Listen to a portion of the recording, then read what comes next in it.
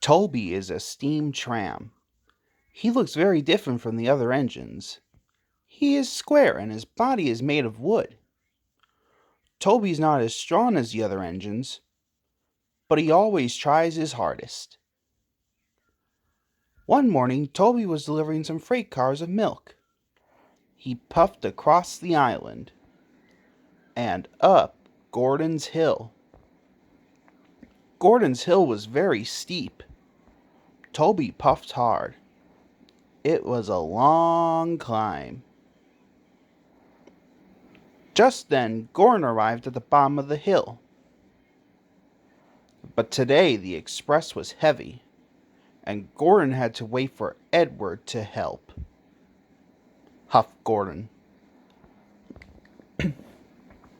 Soon Edward puffed to the rescue.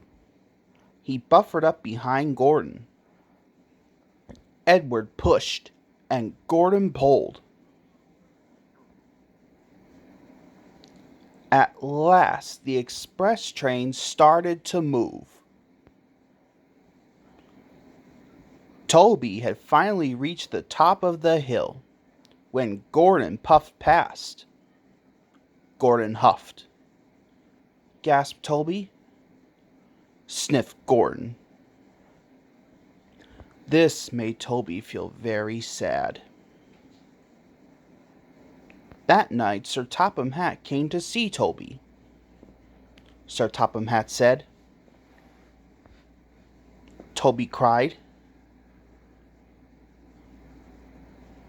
Said Sir Topham Hatt. Toby was very worried. What if he wasn't useful? The next morning, Toby puffed nervously out of his shed.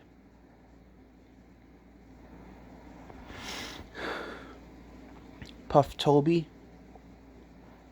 Toby wished he was a proper steam engine. At last, Toby arrived at Wellsworth Yard. There were lots of freight cars, and they looked very heavy. Toby puffed. Called Thomas. That made Toby feel much better. Then he started to shunt the freight cars. He shunted coal cars for Henry and slate cars for Donald. He even shunted fruit and vegetable cars for Douglas. Toby chuffed. But then Gordon puffed past. He was pulling the express with lots of coaches. Toby watched as Gordon puffed toward the hill. Gordon puffed with all his might. But once again the express was too heavy. Gordon was stuck. He huffed. Gordon's driver called the yard manager, and the yard manager came to see Toby. The yard manager said, groaned Toby. Toby puffed nervously. Thomas called. He puffed, and he chuffed off to Gordon's Hill. When Gordon heard that Toby was coming, he was very cross. Gordon huffed. Toby buffered up behind Gordon. Then he pushed with all his might. Gordon didn't move. Gordon snorted. Toby was about to give up. But then he remembered what Thomas had said. Toby panted. Toby pushed harder and harder. Suddenly, Gordon's wheels started to move. Toby kept pushing. His engine roared. His axles ached. Gordon moved slowly up the hill.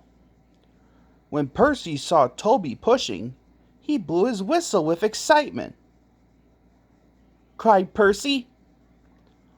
Toby huffed and puffed and chuffed, but at last he pushed Gordon right to the top of the hill.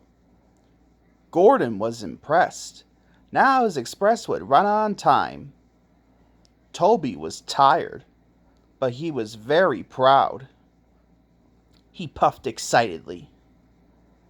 That night, Sir Topham Hatt came to see Toby. He said.